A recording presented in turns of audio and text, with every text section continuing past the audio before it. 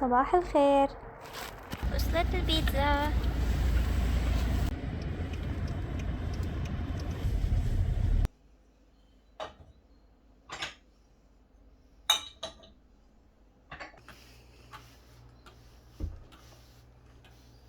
كورونا صارت عندي جاهزة. قوليلي شو رأيك؟ خير ما تبدأ به يومك في هذه الأيام المباركة هو الإكثار من التهليل والتكبير والتحميد مع الدعاء بقلب خاشع. سبحان الله وبحمده، سبحان الله العظيم، سبحان الله والحمد لله ولا إله إلا الله والله أكبر. خير ما تبدأ به يومك. صباح الخير، كيفكن؟ شو أخباركن؟ إن شاء الله تكونوا بألف خير يا رب. طمنونا عنكن، اكتبولي بالتعليقات منين عم تتابعونا.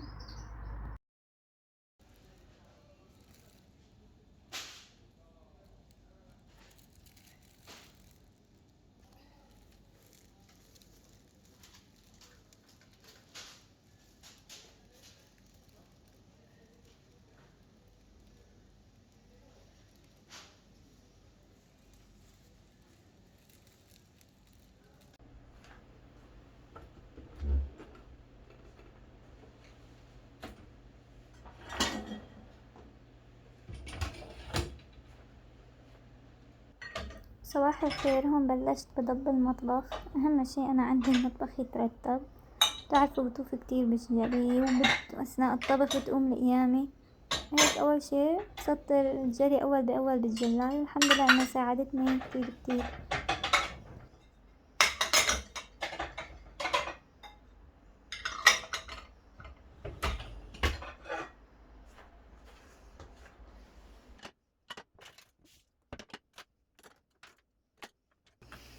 بعدها أهم شي عندي يكون الغاز نظيف. ما بعرف أطبخ إذا ما كان عندي الغاز نظيف. لازم قبل وبعد الطبخة ساوي أول بأول.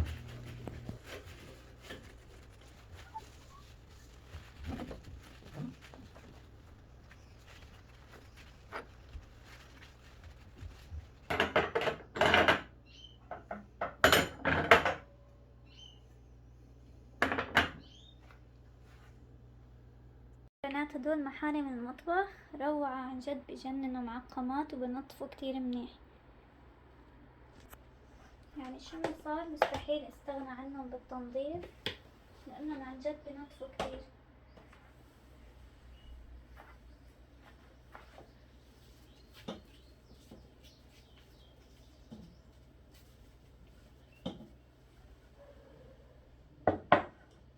حتى عند المساء حبينا هيك نطلع ونغير جو، فطلعنا على محل بيتزا اسمه دومينوس مشهور كتير عنا. البيتزا دائما عندهم طيبة والله وفريش، أهم شي.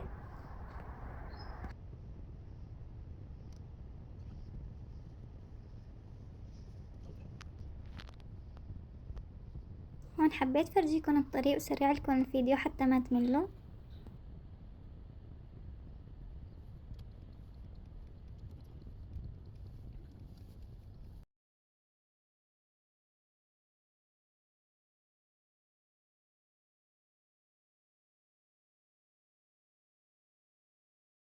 وصلت البيتزا. اعطوني رأيكم بهالبيتزا.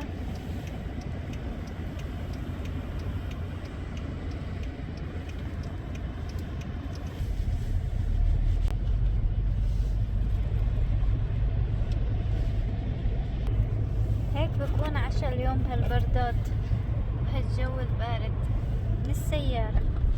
هون جهزت صحن الفواكه للسهرة، إن شاء الله يكون على إعجابكم. بكير كان النهار كتير حلو والشمس طالعة. حبينا نطلع على هاي حديقة البجع. شوفوا ما أحلاها جنب البطال، ما شاء الله منظر بجنن وكتير أليفين.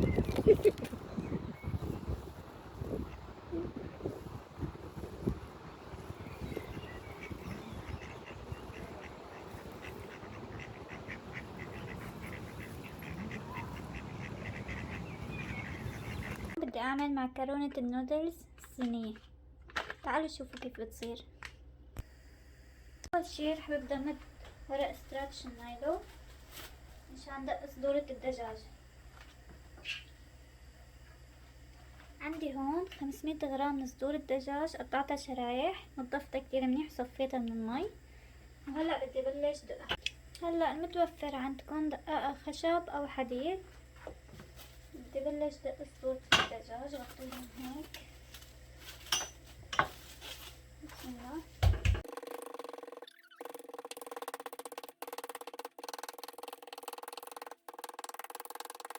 هيك تمام. هلأ كمان من الجهة الثانية حتى يستووا معي.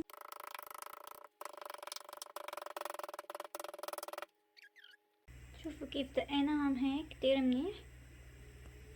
هلأ البهارات، رشة من 7 البهارات، رشة خفيفة.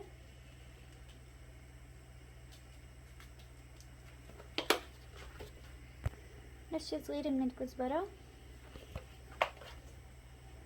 حسها بتعطي طعم كتير طيب للدجاج.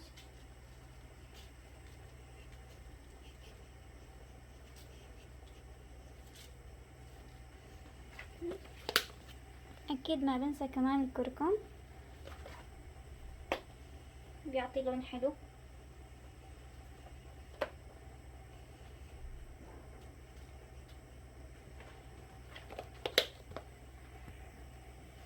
رشة صغيرة من الفلفل،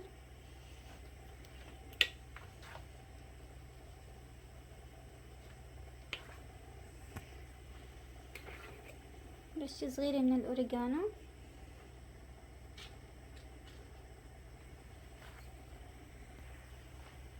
معلقة صغيرة من الثوم البودر. بسم الله. هيك تمام. أكيد ما بنسى الملح أهم شي.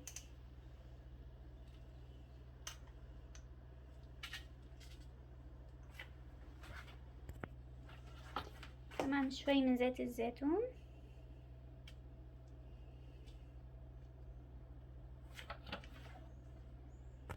هلأ بدعكهم كتير منيح.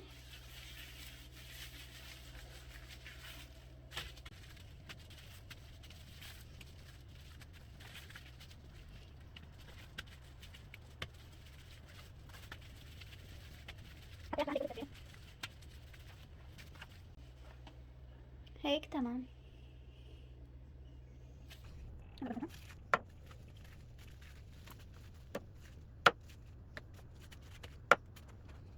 هلا الشرحات عندي صاروا جاهزين بالتتبيلة، رح اتركهم شوي وبلش بسلق المعكرونة. انا عندي حطيت المي لسلق المعكرونة، ورح ابلش بعمل الخضار مشان النودلز. للنودلز بحتاج 4 بصلات، رح اقطعهم شرايح، بشرتهم عدد 3 من الجزر، وعندي الفطر كمان بدي اقطعه شرايح. هي بالعادي كمان فيكم تضيفوا له بصل اخضر بيطلع اطيب.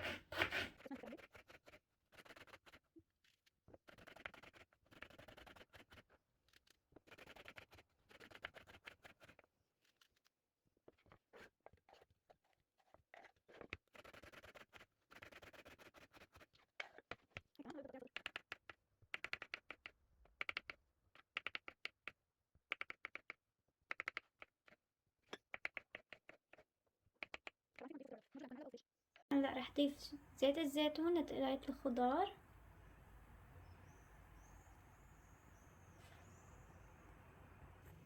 اول شي بنزل بشوح البصل،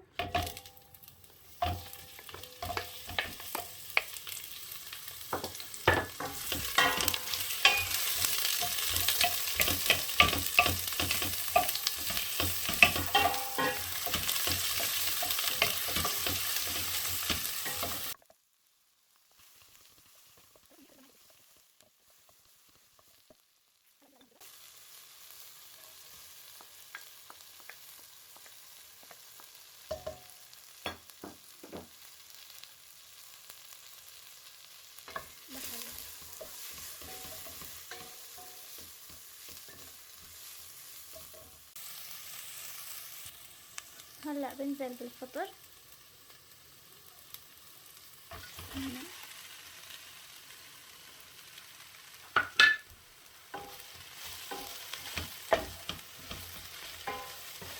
حتى يدبل عند الفطر، وضل بشوحهم هيك كلهم مع بعض.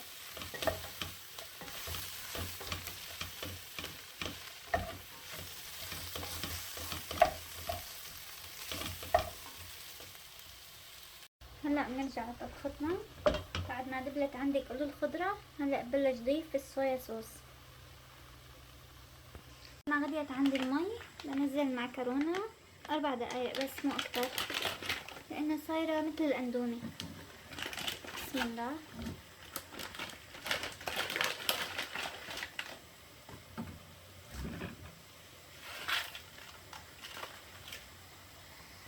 هلا بتركها تغلي مدة 4 دقايق بس، وبصفيها فورا. هي هيك تقريبا بعد 4 دقايق، شايفين كيف صارت شبه الاندومي، يعني فيكم تستخدموا كمان الاندومي تزبط. هذا الصويا صوص هلا رح بلش اضيفه على الخليط، واعطيها هاي اللدعة الطيبة بالصويا. بسم الله.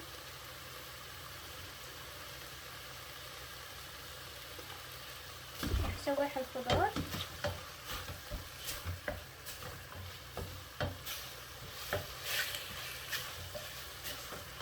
لازم تكون النار شوية عالي حتى ياخدوا هاي التشويحة الطيبة.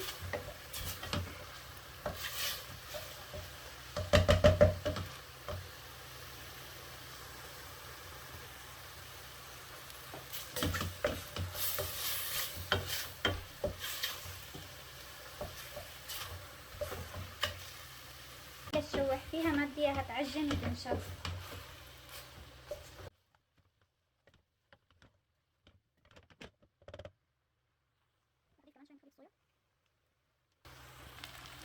هاي المعكرونة صارت عندي جاهزة، قوليلي شو رأيكم هالمنظر. هلا بطفي عليها، كله صار تمام. هلا هون رح اضيف معلقتين من الطحين،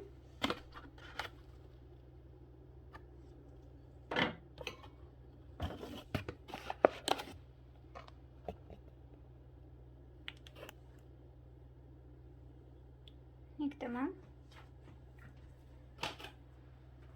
رح بضيف عليهم شوي من المي، بدي احركهم.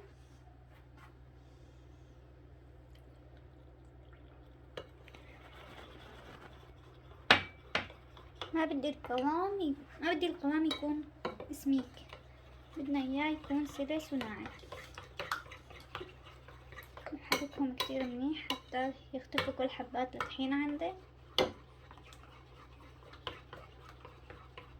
هلا هذا القوام اللي بدنا اياه، خالي من التكتلات، هيك يكون يعني لا سميك ولا انه خفيف، منشان نعمل له تطميصة للدجاج. عندي هون هذا كعك ناعم، او انتو بتحبوا تضيفوا خبز ناعم او شي متوفر عندكم. كمان رح اضيف منه شوي هيك تمام.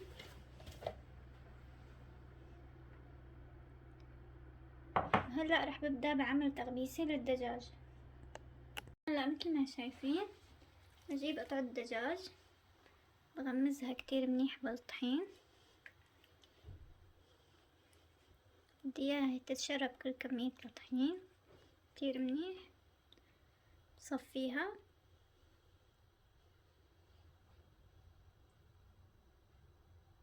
فورا على الكعك.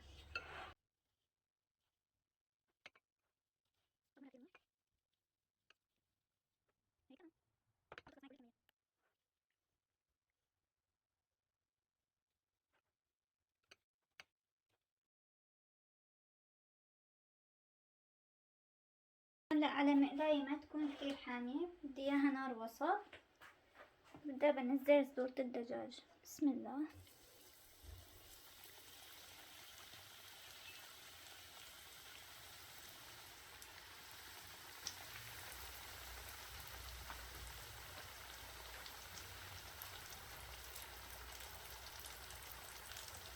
قلبها.